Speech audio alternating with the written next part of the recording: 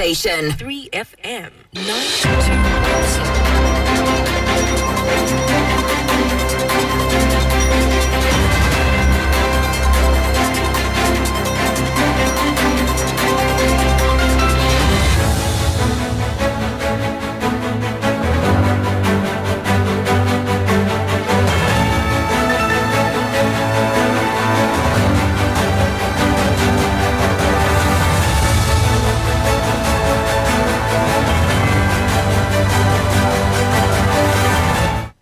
Hello, good evening. Welcome. This is Hot Edition. We're live from a news about Desawe Kanda. Also live on Kesmi 107.1 in Tamale and beyond. We're live on W93.5 in Wa and beyond. I am Alfred Ocansey this evening. Here on Hot Edition, I don't regret abstaining from e-levy vote. That's former Dom Kwabenya MP Sarah Dwasa for talking. Stay with us. We've got details for you. Also, on the matter of illegal mining, minority in Parliament delays the laying of LI 2462, demands pre-laying on the process of repealing LI 2462 from our books. Stay with us because we have some environmental NGOs who have been reacting to this as well. And still in Parliament, we will calculate IGP Yohuno's real age at the right time. Alexander Fenyomakin is talking earlier today in Parliament. Stay with us. And the Chamber of Petroleum Consumers are also accusing OMCs of shortchanging consumers for not implementing full cuts in fuel prices. Also, Transport Ministry has set up a committee to review traffic regulations that prohibits the use of motorcycles, popularly known as Okada, for commercial purposes. This evening, moves by government to lay an instrument that we will be getting into shortly here on Hot Edition. Plus, Constitution Review Committee begins stakeholder engagement with a call for the public to fully participate in the process. Later, business and sports over the next 1 hour, 30 minutes. But for now, let's settle for a summary of the news. Enyo Nam Haliga is here. Enyo. It's now to the summaries. President John Mahama has regained control of his X account after hackers used it to promote cryptocurrency scam.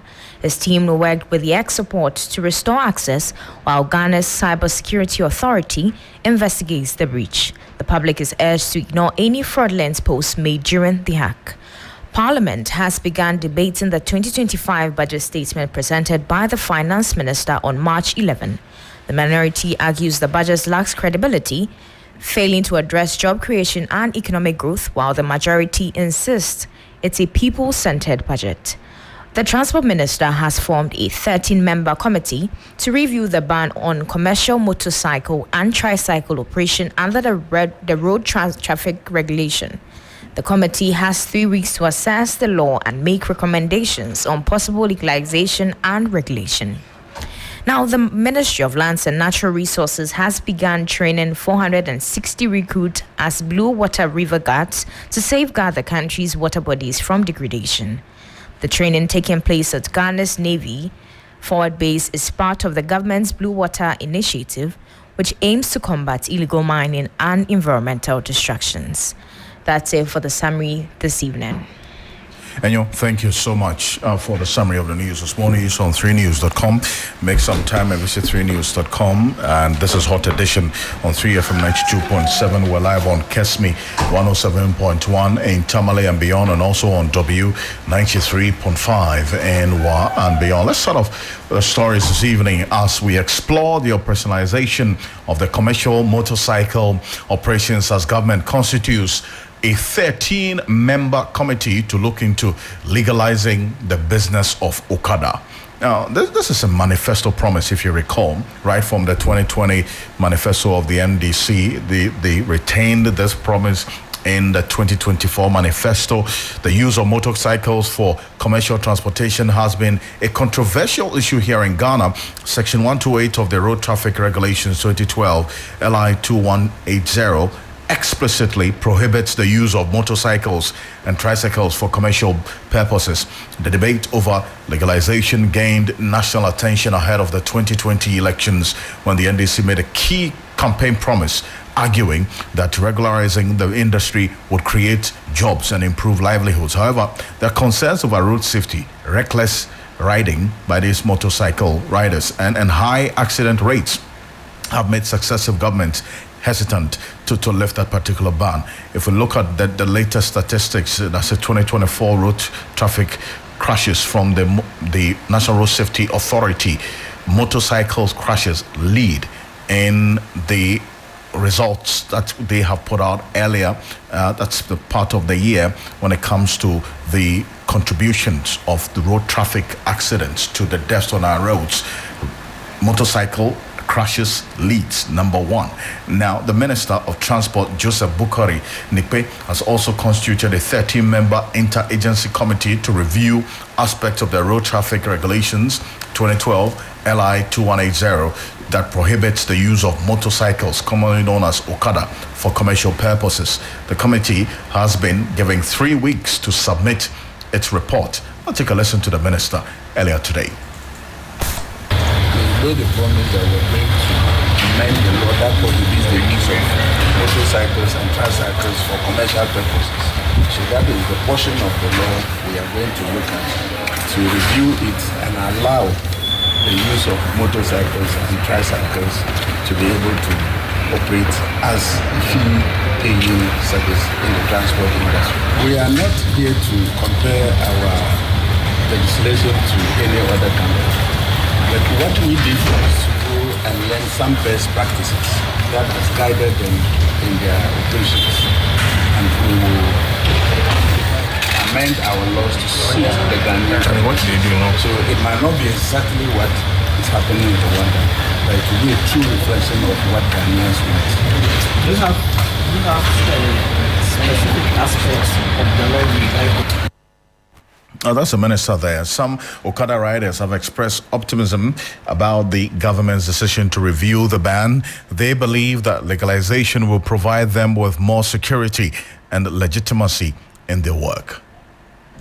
The work, say, not good like that, but they say when many of them, which they don't have the licenses, roadways, and how to call them insurance. They say it's not easy to make it all those things. You know, sometimes when the police arrest you, they have to ask you all those things. But if the government can come inside and help we those who have been doing the cannabis, it shall be good. You see, right now, some of them, you know, their insurance has expired, and how do you call them? Roadways have expired, but they don't have money. What will we do? So we need the government to be involved inside. I think it should help us do the law because it's not everyone who can do that legal thing that the government need us to do. Like you have to get license and roadworthy, and so when you legalize it, it will help us financially and to protect us from that attacking from the police and stuff. I think when you legalize it, it will help us. So those are some of the Okada riders, and I apologize for the poor quality in that audio, but clearly they're happy and are optimistic that this 30-member committee and their work would lead to the law being, as it were, reviewed for their work as Okada riders using motorcycles for commercial purposes be legalized. But this is a conversation that is not new, because we've been having them for quite a while here in this country, especially because of what we are seeing on our streets right now. And per the data as we have it, a 2023 report that we captured here on Hot Edition on 3FM 92.7. We have some 1,282 deaths in terms of road crashes in Ghana, and out of that, close to 45% of that number was as a result of motorcycle crashes on our roads. That's a reflection of the challenge that this whole process would have to deal with and answer the question of safety. Professor William Aka is the transport expert at the Council for Scientific and Industrial Research, CSIR. Professor William Aka, good evening. Thank you for joining us here on Hot Edition. Good evening. Good evening to your listeners. First of all, I mean, it's quite intriguing to know that there's a law that bans the use of motorcycles for transport, as it were, for commercial purposes. But that's the norm, is it not? We see them on our streets and they're still using motorcycles for commercial transport. So the question is, what has become of the Road Safety Traffic Regulations 2012 LI 2180?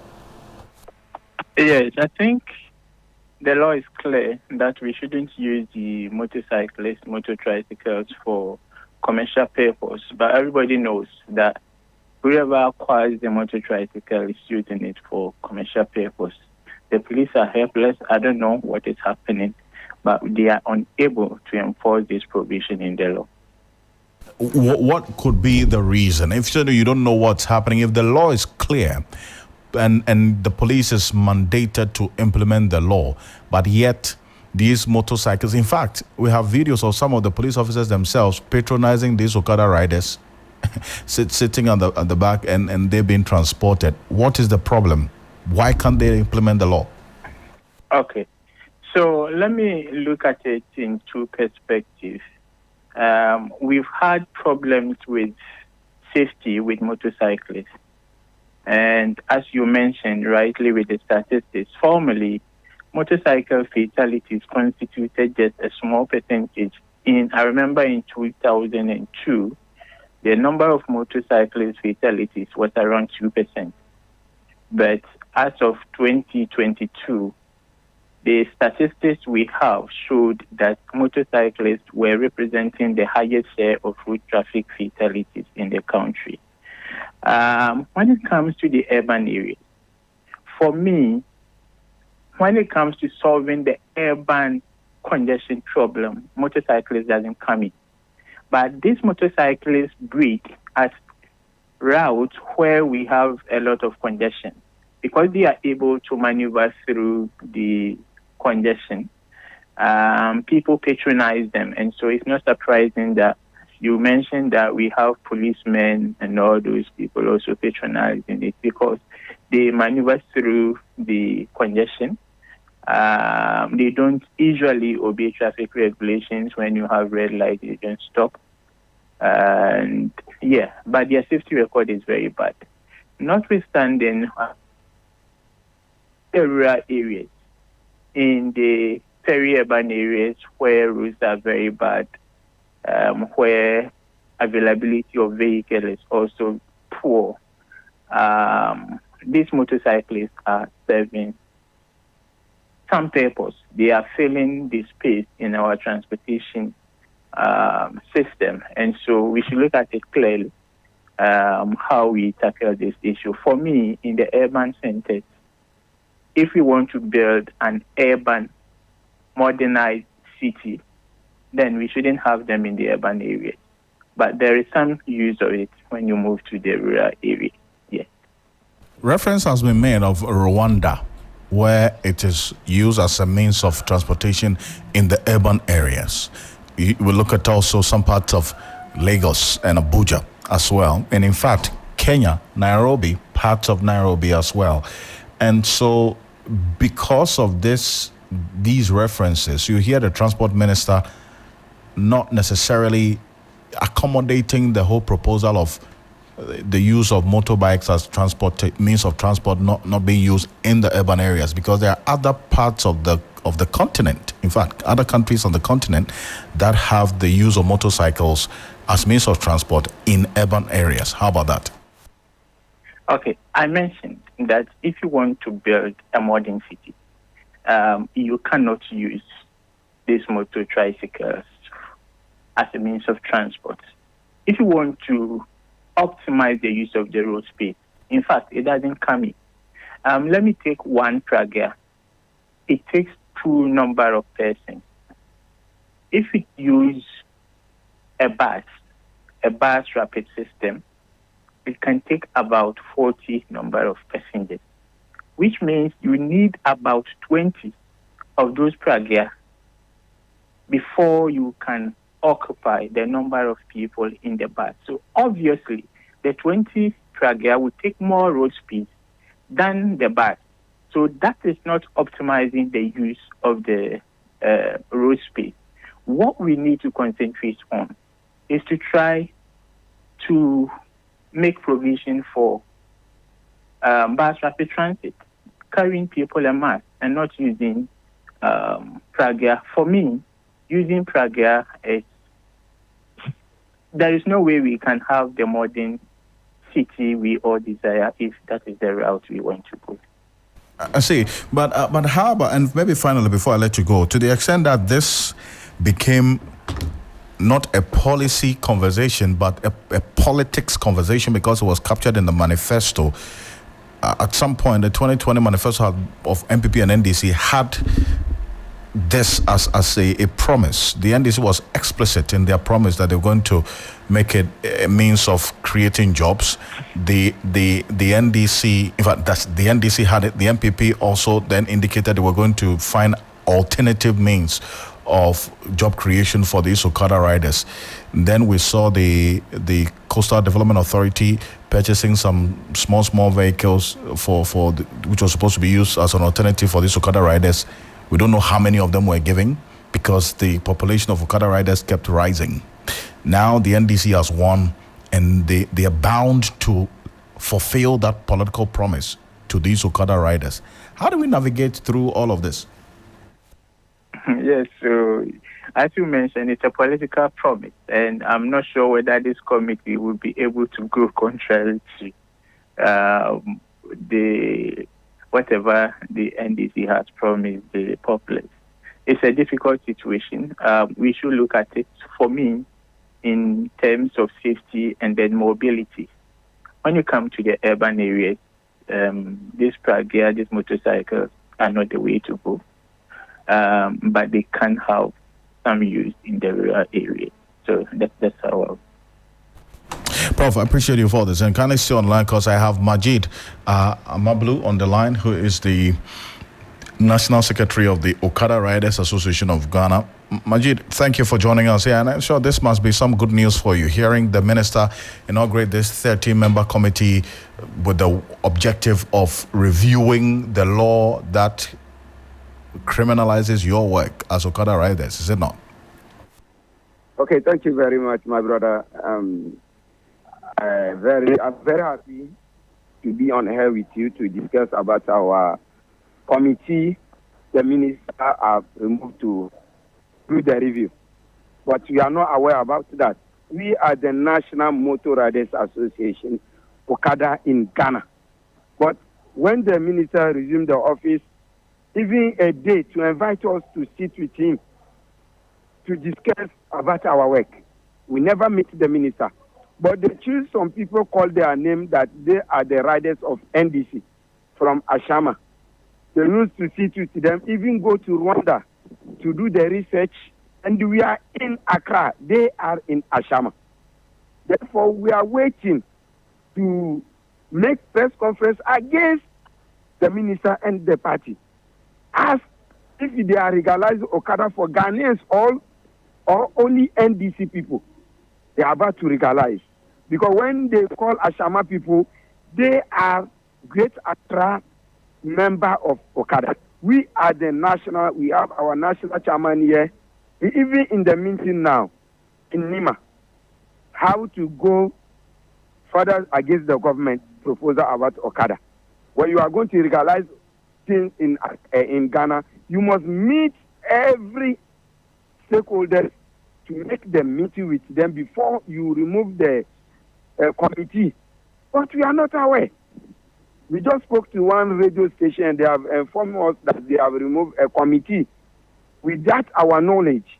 So we are ready tomorrow. We have a press conference to tell NDC and John Mama to tell us that is the NDC Motor Riders Association, they are going to legalize all the whole Ghana. So if that, they did not tell us anything they were brought in board, we will go against it because we are not happy how they rejected the national and they are now working with Ashama only. And Ashama is not the center of Accra. We give them the national, we give them the Great Accra Association, and we are the national. But after the NDC won the election, they went to NDC meetings. They decided to do everything with the minister. They even travel with the minister in Rwanda without our knowledge. We have GPRTU, we have the National GPRTU chairman, and we have Greater Accra, we have Asante chairman. So now when NDC won, they removed the national and now working with Greater Accra only.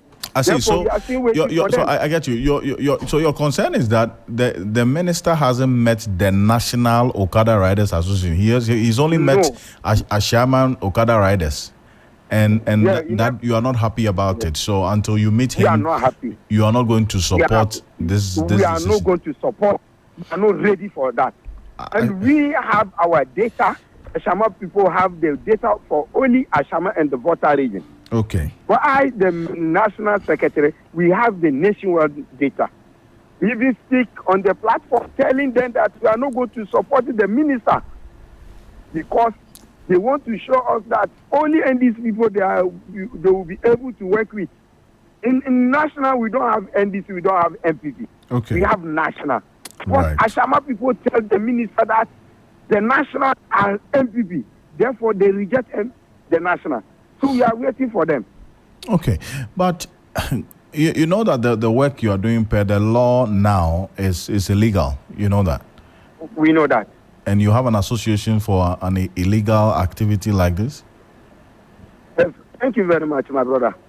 We have the association temporary because we've been going to Parliament for legalization. Because when the taxi started, it's illegal. They have their association pushing before it became illegal. So we created that association, meeting PPRTU, meeting police commanders, and working hard how to legalize our work. And we know that it's already illegal. So now when NDC promised, our President John Dramani Mahama promised us that when he came, he will legalize Okada. 94% of our riders voted for NDC. That is why they voted for him when he came to be the president and legalize the Okada. He must meet all the members and all the stakeholders of Okada before the legalization will come on. That is our message. I thank you very much, Majid. And so, when do you intend to meet petition the minister, as you're saying? Last week I went to the minister office. They said the minister is not around. Therefore, I decided that after the press conference, we can know what to do. Okay. Right. Thank you. Thank you very much for joining us. And that is Majid Amadu, who is the National Secretary for the Okada Riders Association of Ghana. And this is the national body, and they don't understand why the minister has met only the Ashaiman Okada Riders Association, and that's where their concern is. But you're still live here on Hot Edition on 3FM 92.7. We're also on Kesmi 107.1 in Tamale and beyond, and on W93.5 in Wa and beyond. We've seen a release from the GPRTU and the Spare Parts Dealers Association indicating that if you are a public transport patron, as it were, if you members, general public, listening to us right now who patronize public transport, you are not to pay for any increase in transport fares because it has not been approved as yet. And also, we've received a statement right now from the operators of Intercity Transport Company, VIP. They've also resolved to stay the price increase of transport fares for its buses. A group known as the Alliance for Drivers Ghana announced a 20% increase in transport fares effective yesterday, March 17, citing rising fuel prices, escalating engine oil costs, and the increasing prices of vehicle spare parts. VIP in response announced new fares to take effect from April, but in a statement we've just received from the company, they're saying they've suspended the intended increase in the fares beginning April 1. VIP Transport received an urgent communication at the request of the Honorable Transport Minister. And directors of VIP, having taken notice of the said communication, have resolved to stay the reported increases. The transport company reaffirmed its commitment to ensuring fair competition and trading practices. So that's the information coming through right now in that regard. And for the many of you who are very active on social media, especially X, formerly Twitter, you would have seen some unusual activity on the handle of the president, John Dramani Mahama, posting some messages from a cryptocurrency run organization. And right from Sunday, for us here at 3FM, we monitored that unusual activity. We flagged it. We started asking questions, and we got information later on that the president's X handle has been hacked. Well, President John Mahama has just announced that the successful restoration of his official X page, or the X account, that's at JD Mahama, after it was compromised on March 16, 2025. Now, the breach involved unauthorized promotions of a cryptocurrency scam, Solana Africa, which falsely claimed to be led by the president to facilitate free payment across Africa using the Solana blockchain. Now, expressing gratitude for the support received during the incident, President Mahama stated that his team, in collaboration with X support, had regained the control of the said X page. That's actually JD Mahama.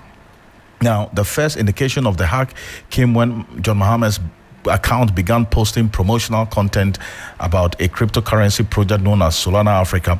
He wrote, "Thank you, quote, for your inquiries and offers to assist. My team, working with X, has successfully restored my account." Now, the Cybersecurity Authority initially assured the public that it was collaborating closely with X and other relevant stakeholders to address the issue and prevent future occurrences. And this, for the many persons who are also in the cybersecurity space, sparked some concern, especially because this is the official X page of the president, John Dramani Mahama, there. And if you recall, this administration, since this inception on January 7, has been heavy on the use of social media as a means of communication. So you see the president also posting official information on his social media. Felix Kwacho Fosu, the minister in charge of government communication, uses social media also as a means of communication a lot. And the number of the ministers as well post official information on their social media handles. So what should be the way forward, especially because of this incident that's just occurred? Abdul Jabbar is a cybersecurity expert. He's joining us on the telephone right now. Abdul, I appreciate your time. Thank you for joining us. Yes, the president's page has been restored, but how did the whole news of the president's X handle being compromised or hacked get to you? Thank you very much, Alfred. Good evening to your listeners. It is not surprising to some of us in the cybersecurity or tech industry that these things have happened. This is an issue we have been raising for the past few years about MPs, politicians, high-profile Ghanaians' accounts being either duplicated or not verified or being compromised. It is very surprised that the whole country's president's account is being hacked. This sends a very bad signal in the international community and also drawing some serious cyber threat to our country, because it means that our cybersecurity space is very, very weak. In terms of national security issues, we are not on top. And you remember some few months back when you interviewed me, I said, look, if we don't take serious measures, it will reach to the top individuals in the country. And this is what has just happened. Now, every cybersecurity or every black hacker will want to target our country based on the fact that the number one gentleman in the country's account has been hacked. And it's very, very embarrassing. And even if you look at what is happening, even the domain of the presidency, what happened a few months back, it's embarrassing to every one of us. See, now we know that the page has been restored. Says his team has taken control of the page again. But what should be the way forward? What measures should be put in place to ensure that this doesn't happen again? Well, first of all, the president has to have a very serious cybersecurity team around him who will handle some of these things. Mostly what happened is that politicians just hire content developers or social media advocates to be managing their Twitter or social media accounts. These people don't understand the intricacies in terms of hacking. What will you do to be compromised? And a verified account like the president account means that somebody has done something. So it is not just about restoring the account. This has to be investigated. And in what form should the investigation take? What should they be looking out for? Who should be answering questions for this hack of the president's page? People who are managing the president's social media handles should be answering questions, because if a verified account is being hacked, look, nobody just get up, especially social media accounts. You don't just, especially when you have two-factor authentication or multi-factor authentication on the account.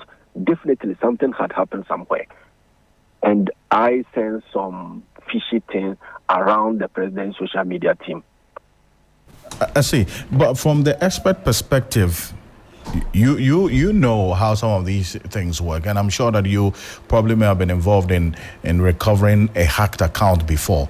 What should be the safeguard measures put in place to create that firewall around the president's X page or his X account to ensure that there's some priority given to it, especially because we've seen that account used as a means of official communication from the presidency as well to all of us? Yes, I think that first of all, every individual, not just the president, anybody who's using social media, we keep advocating that at least you should do two-factor or multi-factor verification on your account. And first of all, your email address, your telephone number.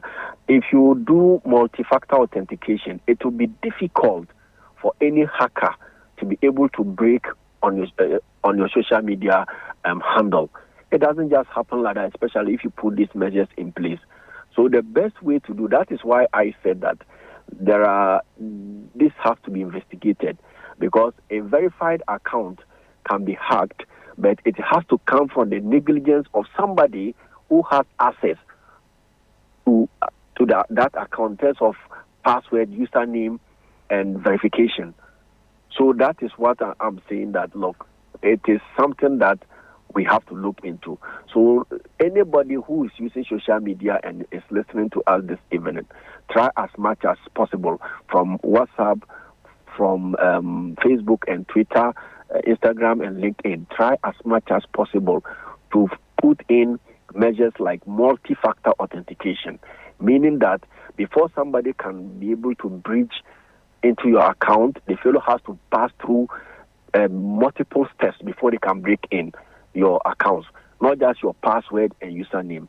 And also, you don't use your names to set as your password or your telephone number. So these are some of the things. And another problem we are having in this country is that the Cybersecurity Authority is not proactive in trying to address cybersecurity-related issues, because we have gotten a lot of reports from individuals who complain to the Cybersecurity Authority. It takes them more than 1 week. As I speak to you now, I have a lot of cases. People are being duped through their WhatsApp handle because they have lost their accounts, and cybersecurity is not able to do anything about it. So these are some of the things I think we can look at in terms of multi-factor authentication or two-factor authentication on the various accounts that you handle, not only social media. I do appreciate you for this. Thank you so much. You're welcome. Abdul Jabbar is a cybersecurity analyst joining us here on Hot Edition on the news of the president's Twitter, that's the X account being hacked. Well, the good news, or the development to this, is that the president has announced the successful restoration of his X account at JD Mahama after it was compromised on March 16, 2025. So that's what you hear Abdul Jabbar make recommendations as to how this can be prevented in the future. But to you as well, who's using X or any other social media handle, he recommends some steps you should take to ensure that you are also safeguarded against these hackers or persons who would want to compromise your account. Some 24 minutes to the top of the hour, 6 p.m. here on Hot Edition on 3FM 92.7. We're live on Kesmi 107.1 in Tamale and on W93.5 in Y and Beyond. The much anticipated laying of the instrument to repeal the president's power to grant rights for mining and forest reserves suffered a major setback after the minority objected to the process. Minister for Environment, Science, Technology, Dr. Ibrahim Mohammed Mutala, who had sought to repeal the legislative instrument LI 2462 without pre-laying consideration, failed to have his way as the minority objected to the move, insisting the right process also and procedure ought to be used. The move to repeal the LI is a major campaign promise by President Mahama and part of his 120-day social contract with the Ghanaian people. Today's development in Parliament comes in as a disappointment to the Ghanaian people and also extension to government, which had vowed to tackle the illegal mining menace in the country. I want to take a listen to exactly what happened in Parliament earlier today. Mr. Speaker, we want to lay the environmental protection mining in forest reserves amendment regulations of 2025. The Minister for Environment, Science, Technology and Innovation is here, and if you grant leave, we will lay the instrument.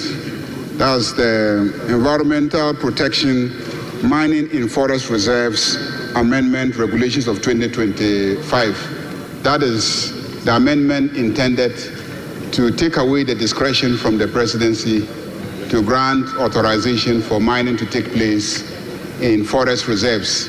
So, Speaker, this was a major promise of President John Dramani Mahama and the government, and today we are seeing the implementation of a major promise aimed at dealing with the issue of galamsey in our forest reserves. We are taking away the discretion of the president to grant permission for concessions to be given for mining to take place in forest reserves, and that is what this regulation is all about. The minister is ready, the instrument is in the House, and we want to lay it. Thank you, Mr. Speaker. Honorable Minority Leader, the application is for me to vary the order of business so that they can lay the item contained in the order paper addendum. What do you have to say? Mr. Speaker, government has a responsibility, and it's not in our place to obstruct policy direction of the government. I am not opposed to the application to vary the order of business. However, there is a technical challenge. The technical challenge is founded on a precedence of this House, which precedence and practice we've all respected. That is to do what we call a pre-laying of such important instrument so that a broader stakeholder consultation would ensue before the actual laying is done. Yes, Honourable Majority Leader. Mr. Speaker, this is a one-clause instrument, just one clause amendment to the regulations, which simply withdraws the powers of the president. So, Speaker, there is consensus across the country that this is a matter that should be done. We don't think that any stakeholder engagements will change anything. It is a commitment that this government made to Ghanaians, this president made to Ghanaians, that this power granted to presidents to allow mining in forest reserves, I don't want it. It should be taken away. And he has instructed his minister to come and lay the instrument that takes away the power. So, Speaker, there's nothing to discuss about this. A power granted, somebody says, I don't want to exercise the power. Take it away so that I'm not tempted to exercise it. Why do you want to tempt him? Why do you want to keep the law in place? Even by one day, why do you want to keep the law in place? Mr. Speaker, we are already here, and we are clearly not breaching any provision of the Constitution. As he said, it's a practice that we evolved so that when we are in a corner, we can wriggle our way out of it. But in this case, we are very confident about what we are doing. We are clear about the matter, that the president doesn't want the power. He wants it taken away. He doesn't want any money in forest reserves. And he doesn't want the law to stay any additional day beyond where it is now. So, Mr. Speaker, let us lay it. If the committee meets, and then the committee thinks that there should be a revision, they can come here. But I'm assuring you that this side of the House is clear on the matter. I will not vote for any motion, any attempt to change anything in the regulations that are being laid. So, Mr. Speaker, let's lay it and then let's move on. We don't need any pre-laying ceremony in a matter that we are all clear on. Honorable Minister for Education. Mr. Speaker, I've listened to the minority leader and the majority leader, and they are both referring to Article 11. Mr. Speaker, on the matter of Article 11, it's a real train.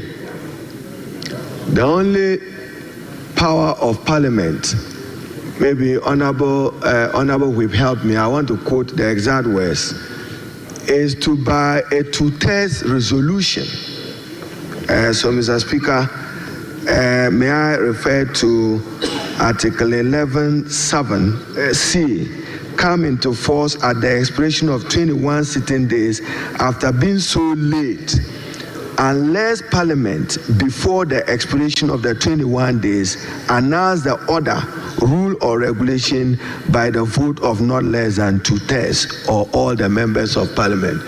So, Mr. Speaker, by practice, it will be law even without Parliament taking a decision. Once a report is made, sometimes even the report is not brought before us.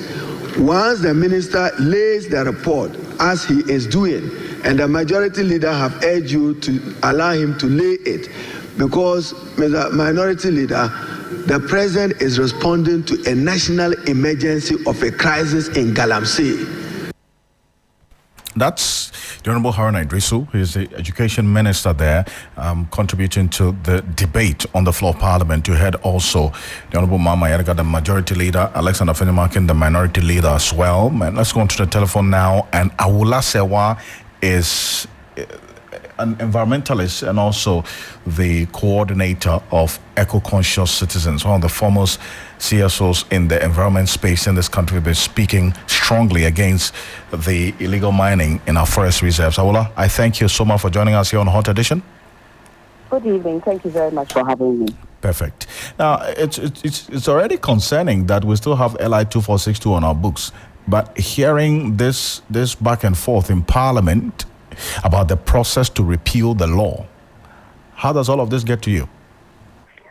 Well, I'm not sure if I'm very surprised. I mean, I find it quite disingenuous when the previous administration themselves had said they were going to see to the repeal of LI 2462. And then now we seem to be playing political skirmishes, which I find very disappointing. But let me just say this. We don't want a review of the LI 2462. We want it completely repealed. So it's not just about the provision which allows the president in writing to enable mining in forest reserves, including globally significant biodiversity areas. We are asking for the whole law to be repealed because it's not just about mining. There's also logging. And before LI 2462, there was some protection. At least you could not interfere with more than 2% of the forest reserve. The LI takes away that limit. So that's why we are saying that the law is perverse and repeal the whole law. Don't just review it and remove one section or two. Repeal the whole law. I see. Now, I think the conversation has always been about the repeal, because if we were listening to what happened in Parliament, that was the tangent that this law indeed was traveling, and the end result was going to be the repeal of LI 2462, is it not? Yeah, but Parliament is talking about removing the provision that allows the president to, in writing, to enable mining. And we are saying that it's not just about removing that authority from the president. It's just about repealing the whole law. I see. Now, even beyond that, already we are hearing of some measures put in place by government to, as it were, fulfill that promise of the fight against illegal mining. We're hearing the Blue River Guards that have been inaugurated yesterday, some 460 of them, and the training has already started. How much of a difference will this make for you? I don't see what difference is going to make in putting an end to illegal mining. As we speak right now, we know where the illegal mining is taking place.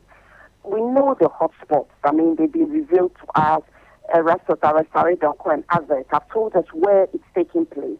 So I'm not sure why we have to wait to train the water guards before we can go to the forest reserves and stop the mayhem from taking place. One excavator has the capacity of, in one day, destroying about 1.5 hectares of forest. So why are we not immediately getting our army, a joint force, the Army, Forestry Commission personnel, and going to the forest reserve? But before we do that, we need to do our recce so that we are well armed in terms of numbers and in terms of strength, because we know that the environmental terrorists are very well armed. So that if we do our homework well, we can go there and start clearing our forest reserves from the environmental terrorists and removing their machinery from both the forest reserves and the water bodies. We're not doing that as we speak. What we are doing now, yes, after we've cleared the forest, it is good to have a team in place which can patrol, which I believe is the work of the Forestry Commission. So really what we need to do is to resource the Forestry Commission so that they can do that. But by all means, you can involve the community. But that cannot be what is going to stop the mayhem that is ongoing as we see. I get the sense that this skepticism about this Blue Water Initiative or the Blue Water Guards is because of the failure of some similar policies or interventions in the past by the previous administration, that we had all sorts of task force being set up in a bid to fight illegal mining, but we didn't see much of an impact or results in there. Is that what is influencing this skepticism about this? We didn't see much of an impact because the political will wasn't there. We know that Professor Frimpong Boateng had a report. He named highly placed persons. The report was sitting on somebody's desk, gathering dust until the brilliant work of the journalists brought it out. But it's not just that. What we are trying to say is that as we speak right now, what is preventing us from going to the forest reserves and removing the environmental terrorists? Why can't we say this is our plan? These are the hotspots. We are hitting them, systematically. And then after we've hit them, we are putting systems in place to make sure that the terrorists don't go back there. But we're not addressing that. We're rather doing things which are not going to immediately solve the problem. Right now, what is stopping, the question we are asking is that as we speak right now, what is stopping our army from moving in? Our army is already trained. It's already trained. We're not waiting for them to be trained. They are already trained. We can resolve them. So what is stopping us from letting them move right now? Why do we think we have to wait to train the Blue Water Guards? That's what's puzzling me. We know the Akombra River has been blocked. What is stopping us from unblocking it as we speak? So what I'm saying is that it looks like delay tactics. Why don't we do our recce so that we know the numbers and then we go to the forest reserves well prepared? Because there are some cases where the army has been repelled because they were not well prepared. Awula, I appreciate your thoughts on this as always. Thank you so much. Thank you for having me. Awula Sewa is the National Coordinator of Eco-Conscious Citizens and an environmentalist as well, and Chairman of the Constitutional Review Committee. Professor H. Kwesi Prempeh says the nation must focus on making changes to the legal framework to deal with various challenges, including illegal mining. The committee today commenced stakeholder engagements with economics in the area of lands and natural resources, sharing their views on possible constitutional amendments. Listen to Prof. H. Kwesi Prempeh open engagement with the stakeholders earlier today.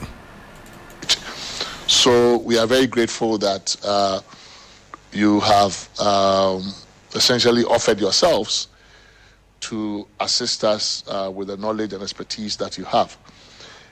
It is the Lands and Natural Resources cluster is the first of our public engagements. There is some logic to it. I mean, it's not. It doesn't mean that it is. There's a bit of a logic to the ranking. But I think it's also important that we start here. This being Ghana, a resource-rich country, and when we talk about development, that's really what provides oftentimes the base in terms of revenue capacity as a country. The natural resources are also very topical these days in the news around Galamsey and other issues. So I think it's important that we focus on that as well. But we also have sequenced these discussions in part we're starting with those provisions of the Constitution that those chapters where there are more non-entrenched clauses than entrenched clauses, right? So we want to get a sense of the scope of the reform possibilities in that particular area. So lands and natural resources happens to be one of those areas. So we are very glad that you are going to be able to share your knowledge and expertise with us on this. Meanwhile, the land law expert, Professor Kwame Jan, asserts that the chieftaincy conflicts in the northern part of the country are fundamentally rooted in unresolved land issues, a gap that the Constitution must address to ensure lasting solution. Speaking at the ongoing Constitutional Review Committee stakeholder engagement, he noted that a reviewing of the Constitution would go a long way to bring long-lasting peace to the northern part of the country. For years, the northern lands were vested in the colonial government, subsequently continued by the independent state. So in the Tamale areas and elsewhere up north, lands were allocated by state entities. Article 257(3) automatically divested all the northern lands without further assurance. And there are still pockets of problems associated with the divesting of the northern lands. Some of those lands had been encumbered by state authorities. Some of those lands, ownership was not established. So you plunged the lands back into chaos with the divesting without further assurance. And the aftermath is still there to be dealt with. They've not been dealt with. So you see, some of the confusion up north, which we clothed as chieftaincy problems, are not chieftaincy problems. They are land problems dressed as chieftaincy problems because the chieftaincy denominator is the easiest one. So if you go back and you are looking at Mampurusi and Kusasi and you think it's a chieftaincy problem, it's not. It's about who got to the land first and who later became chief because somebody was a Tendana and someone came with chieftaincy and they are fighting. It's the land because the control over the land is either through a Tendanaship or through chiefship. So we will fight. You can't just be a Tendana, but as for chiefship, you can create it. Because most of the chiefships up north were created by the colonials. The concept of Bolga Naba, for example, started from around 1941. So these things were not of time immemorial. So we should look at this whole regime again. Otherwise, we have other vested lands which have not been divested. And the Constitution didn't talk about those. The land. That's Professor Kwame Jan there. You're so live here on Hot Edition on 3FM 92.7. We're live on Kesmi 107.1 in Tamale and on W 93.5 in Wambion. Stay with us. Michael Obodo is standing by with the business news after this. Under Oshuma. Ghana, it's time to globalize.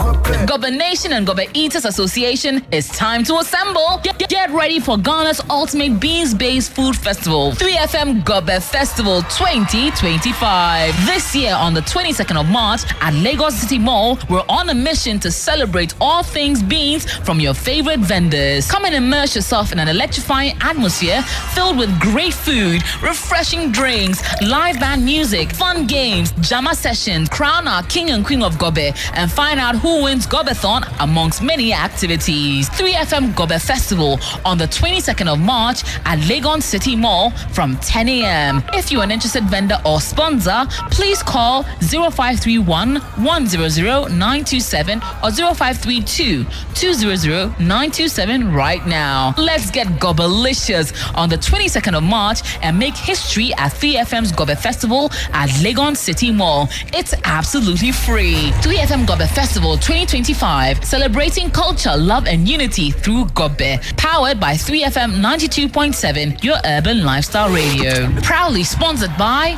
Origin.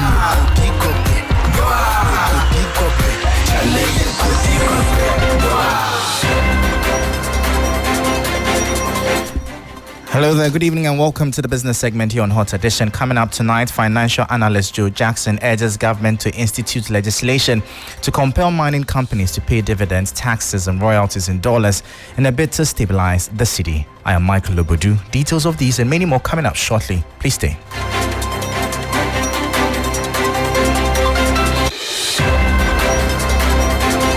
Straight into our top story, and Chief Executive of Dalex Finance, Joe Jackson, is advocating for a legislative instrument that will require mining companies in Ghana to pay their dividends, royalties, and taxes in dollars.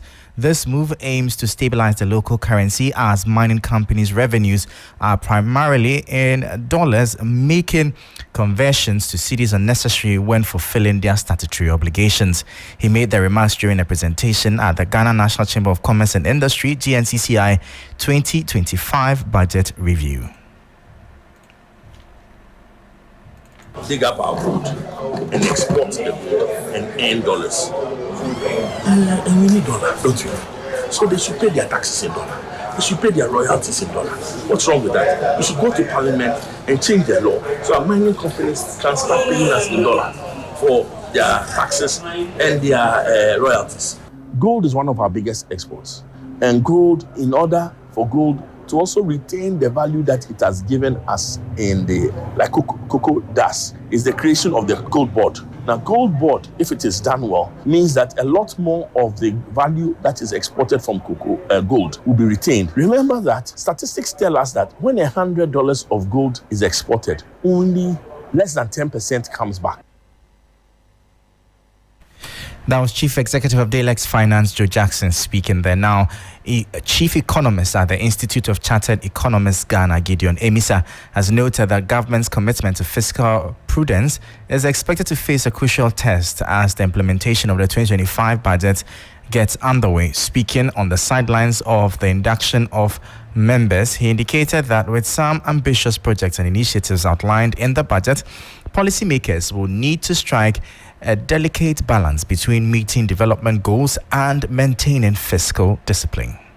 As government embarks on this critical phase of budget implementation, all eyes are on its ability to demonstrate fiscal responsibility and stay on track with its development objectives. Chief Economist at the Institute of Chartered Economists Ghana said the institute will be watching closely to see how government will manage its finances, particularly in the face of potential revenue shortfalls and expenditure pressures.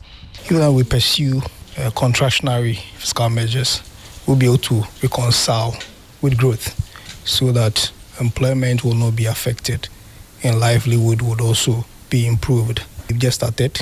We are looking at what the economic managers will be doing, and the real picture will be seen, I'm sure, after the short term, within 6 months to the end of the year.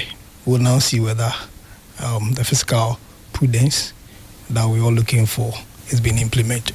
A fellow of ISEC, Patience Jikunu, raised concerns of non-compliance of mining sector in terms of the growth and sustainability levy. Increasing growth and sustainability levy from 1% to 3% on mining That is a bit questionable because we know that some of the mining companies, some they are not paying. So I'm just wondering how they are going to manage that, increasing that percentage from 1 to 3%.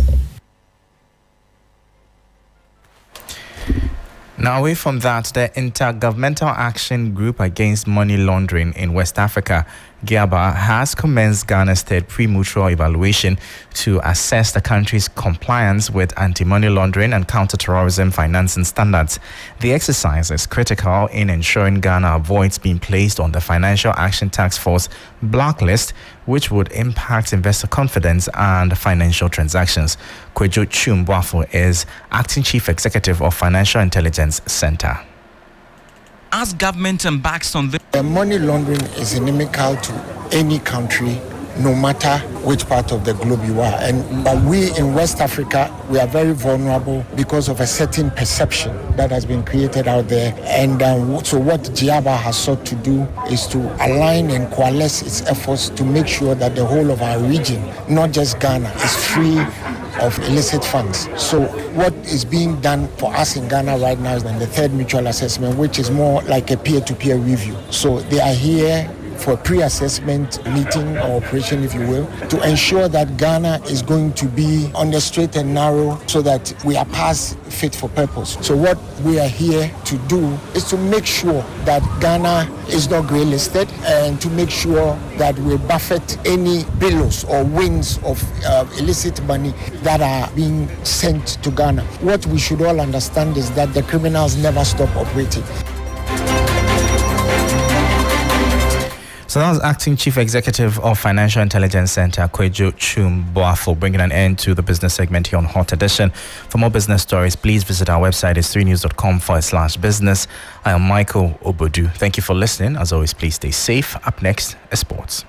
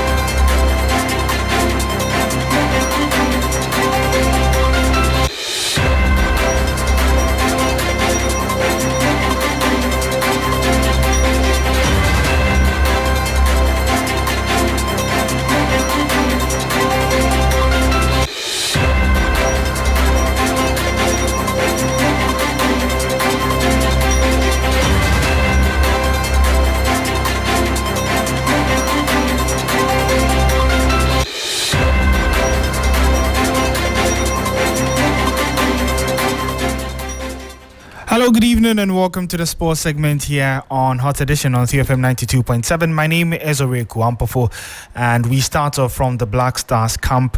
It's day 2 in training at the Accra Sports Stadium as Otoado's men get ready for the 2 important World Cup qualifiers. First against Chad on Friday and then against Madagascar 3 days later on Monday. We cross over now to my colleague Mutala Yakubu, who is currently stationed at the Accra Sports Stadium, and he joins us live here on Hot Edition. Mutala, yesterday was 9 players in training. How many players have turned up so far, and what's the mood like? Yes, very good. Today it's a full house. All the 23 players that Coach Otoado invited are part of the training session. Yesterday we just had 9 players. Today, the star boy Kudus is in here. Thomas Partey, the likes of Jordan Ayew are all part of the training session. So all the 23 players are here, and today's training is a bit intense as compared to yesterday's because we are about 2 days to that big game against Shad. Let's talk about the sights and sounds of the Accra Sports Stadium before we actually come to what you've witnessed in training. We saw some small renovation works being done outside. I think you captured that on the 3 Sports accounts. Can you tell us more about that? Yes, currently works are still being done. They are putting all the paper on the cracks at the Accra Sports Stadium. Mainly has to do with some of the metals that are rusting, and they are putting anti-rust coats on all these metals to ensure that fans that will turn up at the Accra Sports Stadium on Friday would have a safe place or a safe environment to enjoy their football. So I spoke to the NSA boss yesterday, Ankara, and he tells me that the safety of fans is what they are prioritizing. That is why they are still working tirelessly to ensure that everything is in order for the game on Friday. But as for the playing surface itself, Oreko, I can tell you that looking at what we experienced or we saw some months ago, we have about 90% worked on the pitch to ensure that proper football can be played.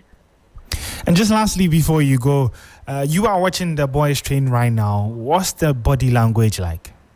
I mean, when they came in, you could see that it's one that they are bringing of confidence. And you look at the demeanor of all the players, you can see that they clearly mean this assignment. They know what is at stake, and they know the failures that Ghana shocked last year. They don't want to repeat that. Kofi Adams, the sports minister, has spoken to them countless times. We are expecting him here this evening. But clearly, you can see from the faces of all the players that this means a lot to them. They know that they failed to qualify for the AFCON. They cannot joke with the World Cup because Ghanaians want to be in the USA, Canada, Mexico. Well, thank you very much, Mutala Yakubu, for joining us all the way from the Accra Sports Stadium. Still on the Black Stars, Director General of the National Sports Authority, Yao Ampofo-Ankara, has reiterated the importance of having quality playing surfaces for the national teams. According to the newly appointed Director General, good sporting facilities will reduce injuries at camp and also prevent players from refraining themselves from national assignments. I'm sure there are several factors that may account for players allegedly boycotting matches. You know, it's a whole discussion. We need to find out what those issues are. And if one of those issues is a poor surface, which they may attract injuries and go back worse, which would affect their career, their careers, then we need to look at that. It's a whole conversation. The focus now is to beat Chad and prepare for Madagascar to get 6 points. That is in the domain of Coach Otto, his technical team, but he needs support from all other facets. Otherwise, he will not be able to perform. So what we can do is to ensure that the players have good playing surfaces and to ensure that it is not just for the Black Stars at the Accra Sports Stadium, but it becomes something that is a norm for all national teams, for all clubs to enjoy. Well, still on facilities, with venue concerns often arising whenever the Black Stars have a football match, Kofi Adams, who's the newly appointed Sports and Recreational Minister, has reviewed plans to refurbish the Cape Coast Stadium and designate it exclusively for the national team. Of the key stadium facility that we have, Cape Coast is the one that we will not spend so much refurbishing. So we should refurbish the Cape Coast quickly and not allow any club to play there. Just keep it as a national stadium for Black Stars. Now we lack transition. For the meantime. So we would have prepared it for the September and then October window when we play the next qualifiers again. Then we can close Ohene-Jam and Babayara Stadium. We will close it and make sure that it is properly refurbished for competitions. Well, that was the Minister for Sports and Recreation, Honorable Kofi Adams, speaking on Sports Station on TV3. Meanwhile, former Black Stars midfielder Emmanuel Agyemang-Badu has identified the lack of a proper transition system as a major factor behind Ghana's recent struggles on the football stage. Now, the 2009 Under-20 World Cup winner believes implementing a clear transition plan will help restore Ghana's football dominance, especially when it comes to the midfield. Now we lack transition. If you recall back at our time, Slastete went with the 17, the World Cup with Sadiq Adams, Francois, say all that guys. They came and promoted 5 of them to the Under-20. They came and met me, Samuel Lincoln and others. Then we took the Under-20 to the World Cup and won it. When we came back, they selected 7 of us to the African Cup of Nations 2010. where we reached finals and we were beaten by Egypt. Yeah. From there, the big man was gradually going out, and we took control of the national team. From there, the under-20 have not been doing well. The 17 is not doing well, so we are not getting the transition like our time. Well, that was former Ghana midfielder Emmanuel Ajman-Bedu speaking. However, Ghanaian London-based journalist Rahman Osman has criticized the Black Stars players for their inconsistency and lack of desire in recent times. Ghana endured a difficult 2024, failing to qualify for the 2025 AFCON, the first time that was happening in more than 20 years. Speaking on TV3, Rahman expressed his disappointment in the current squad, urging them to step up and show more commitment. I'm old enough to have seen our national team actually take on the world. I see a lot of social media videos, and you somebody will say it's just social media, but I want to see the seriousness in the players. I want to understand that they understand what is at stake and that it can't be business as usual. Like, we have a golden generation of young, talented players, but they are perennial disappointing players every time they play for us. I just really want to see a certain level of commitment. I want to see videos of players sweating out and fighting for positions to start. Like, nobody should be given an impression that they are superstars, because absolutely there's no superstar in our team. Well, that was Rahman Osman there. Remember that Ghana will take on Chad on Friday at the Accra Sports Stadium before making a tricky trip to Morocco to face Madagascar on Monday in their bid to secure a spot in the 2026 World Cup qualifiers. The NSA have announced that there won't be e-ticketing for the game against Chad on Friday, and so there would be physical tickets on sale at the stadium throughout the week, and so you can make your way to the Accra Sports Stadium, and also locations would be released later by the NSA for those who are interested in buying tickets before the game. Before we go, let's do some tennis, where British number one Jack Draper claimed the biggest victory of his career with a straight sets demolition of Denmark's Holger Rune at the Indian Wells. The British number one powered past Holger Rune in straight sets 6-2, 6-2 in just 68 minutes to secure a maiden ATP Masters 1000 title. The victory moved Draper up to number 7 in the ATP singles ranking, jumping up 7 places from 14th. If you're interested in more sports updates, you can follow us on social media at 3SportsGH, especially as we build up all week towards the Black Stars matches against Chad and Madagascar. That's how we wrap up the sports segment here on Hot Edition. My name is Oreku Ampofo.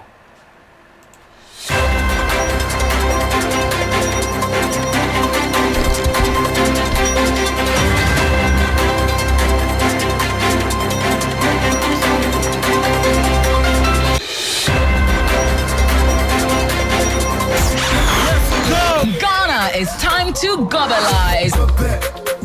Gobe Nation and Gobe Eaters Association, it's time to assemble. Get ready for Ghana's ultimate beans-based food festival, 3FM Gobe Festival 2025. This year on the 22nd of March at Lagos City Mall, we're on a mission to celebrate all things beans from your favorite vendors. Come and immerse yourself in an electrifying atmosphere filled with great food, refreshing drinks, live band music, fun games, jama sessions, crown our king and queen of Gobe, and find out who wins Gobeathon amongst many activities. 3FM Gobe Festival on the 22nd of March at Legon City Mall from 10 a.m. If you're an interested vendor or sponsor, please call 0531 100 927 or 0532 200 927 right now. Let's get Gobelicious on the 22nd of March and make history at 3FM's Gobe Festival at Legon City Mall. It's absolutely free. 3FM Gobe Festival 2025, celebrating culture, love, and unity through Gobe. Powered by 3FM 92.7, your urban lifestyle radio. Proudly sponsored by Origin.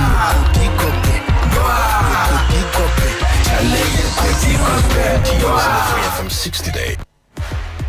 It's the battle of the teams in a 3FM 60-day Fit Stunts Challenge. Which team will come up tops? Will it be Team Comfort or Team Helen? Will age and tact act triumph? Or will youth and energy win?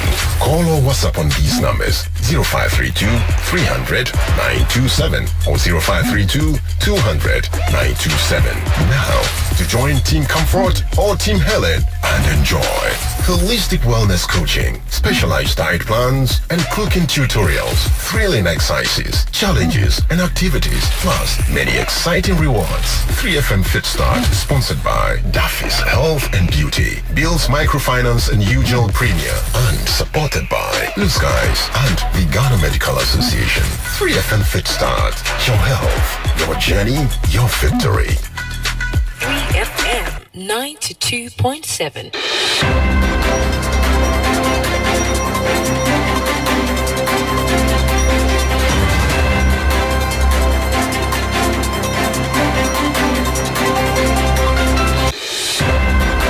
Welcome back. This is Hot Edition on 3FM 92.7, also on Kesmi 107.1 in Tamale. We're live on W93.5 in Wire Beyond. Local business operators in Adaklo in the Volta region are appealing to the Electricity Company of Ghana to address the intermittent power outages in the area.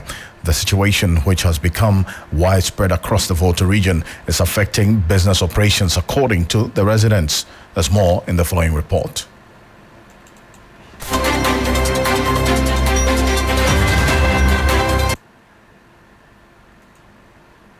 The issue of power outages has become more rampant in recent weeks across the most part of the Volta region, particularly at night.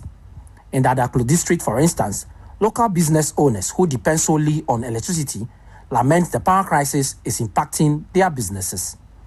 I have a small cool store. The way the light is going off this time is disturbing my business, especially yesterday. The light went off around 6 o'clock and it came back this morning around 7:30. It disturbed the fridge because when it went off and came back, I could realize that the fridge went off and thank God that I off it earlier. Other than that, the fridge will also spoil. And my meat, if you can see it, there is scent in it because of the light off. The on and off disturbs my business, especially the corn mill operation and the pure water business, because we depend solely on the electricity. So when it goes off like that, we don't work at all. And it also destroys our gadgets, especially my fridge. It destroys it when it goes off and comes on like that. So it destroyed one of them, and I spent a lot of money before I was able to repair it. The light there, they disturb us because the container that you can see, we use like 2 days to finish. But now, on and off, can make like 4 days to 5 days before you finish one container. And it's disturbing us, so the ECG should make something about it. Or the government to try its best to do something about the light off and on. If the light go off, we can't do anything unless we go and relax or we sleep. The situation is widespread, with residents across the region taking to social media in recent times to express their frustrations. It is more or less a low voltage induced light out. Almost each and every evening, we are almost always in darkness. There are times the light comes 2 hours later. Often or not, we sleep in the darkness, and we just don't know what is happening. It's becoming very worrying because our gadgets are at risk. In the evening, you need to put everything out because you don't know when the light will come and go again. And because it's not a scheduled light out, our gadgets are always suffering at the mercy of the low voltage. Despite the severity of the situation, the Electricity Company of Ghana is yet to make any formal statement regarding the power outages. As our Volta regional correspondent Faisal Abdul Idris there, in the heart of Ghana, a cultural treasure is fading away. The Bono language, spoken by the Bono people of the Bono region, is now on the brink of extinction, with fewer fluent speakers remaining, mostly elders. This ancient language is at risk of being lost forever. Our reporter Claude Kumi Ebisa brings us insights into this challenge. Globalization and the dominance of widely spoken languages like English and Twi have pushed indigenous languages like Bono to the margins. This has, however, sparked concerns amongst elders and community leaders with a call to action for all Bonos to cherish and protect their invaluable heritage.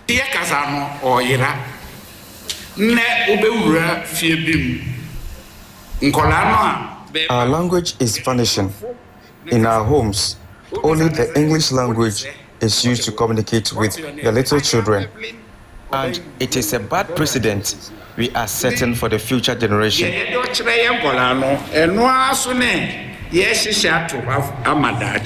Many young people see little economic or social value in learning their ancestral tongue, opting instead for languages that offer broader opportunities. In my school like this, people think that we are in a bush.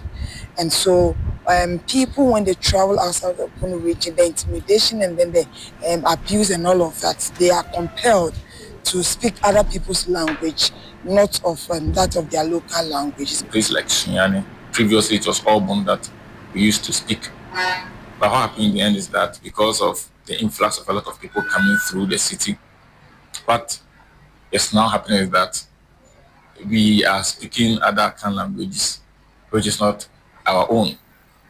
And it is because we are not teaching that in schools. If we were taught in schools, then obviously you have the confidence of speaking that. When a language dies, we lose a part of humanity's collective heritage. Therefore, pragmatic measures are needed to document and revitalize the language. These are the words of Ansu Jaba, Chief Executive Officer of the Bonoman Institute, in an interview with TV3. The Bono is not being taught in schools and examined on. So definitely the language will go into extinction. So if you don't put pragmatic measures in place to save the dialect from extinction, then in 20 or 30 years' time, the language will go down as one of the endangered languages in Ghana or even in the world. Despite the challenges, there is hope. The Bonoman Institute and cultural organizations are working to preserve the Bono language. Initiatives including the launch of the Bono Bible, documentation and efforts to teaching the Bono language in schools.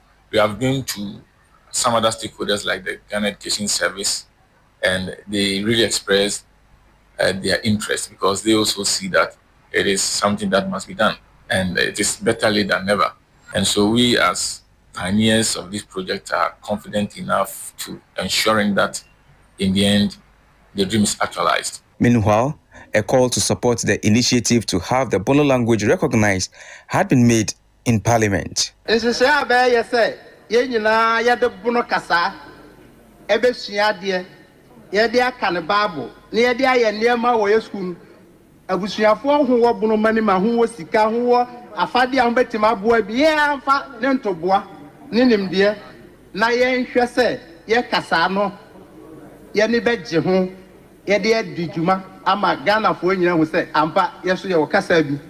To which I'm appealing to all Bonos to be happy about the fact that now we are making deliberate, conscious efforts to have the Bono language recognized, documented, written, and used for all purposes in schools in Bono region, and then to also have the Bible written in the Bono language. The fight to save the Bono language is a race against time, but with collective effort and determination, this ancient tongue may yet survive, ensuring that the rich cultural heritage of the Bono people endures for generations to come. Claude Kumi Ebisa. Now, this Council for Scientific and Industrial Research, CSIRL, building and Road Research Institute, that's CSIRL BRRI, in collaboration with the Clean Air Fund, is undertaking the citywide vehicle emission inventory and near roadside air pollution in the Greater Accra metropolitan area. Now, this 2-year initiative, which ends in 2027, aims to assess and address air pollution caused by transport emissions in the Greater Accra metropolitan area. The project will involve a risk perception study for people living or working near major roads, traffic data collection to assess vehicle volume and classification, near roadside and vehicle exhaust emission measurements, development of a vehicle emission inventory module, and a traffic air dispersion module. Professor William Saka, Dean of the Built Environment CSIRL, said they will undertake impact assessment and the formulation of an action plan with all 25 districts in the Greater Accra metropolitan area. First is public health issues, which I'm sure all of us are aware. We can have respiratory problems, cardiovascular effects, adverse birth outcomes, where you can have developmental effects when the child is growing up. You can have premature death, cancer, lung cancer, for instance, and eye skin irritation. So, in terms of public health, these are some of the problems which can result when we have pollution from the transport sector, that is emission from the vehicles. There is also the problem of damage to our biodiversity. It's more news on 3news.com. Make some time and visit 3news.com. On behalf of the rest of the team, thank you very much for staying with us here on Hot Edition on 3FM 92.7. We're also live on Kesmi 107.1 in Tamale and beyond, and on W 93.5 in One Beyond. Join me at 10 p.m. on TV3 for Ghana Tonight. My name is Alfred Ocansey. Have a great evening.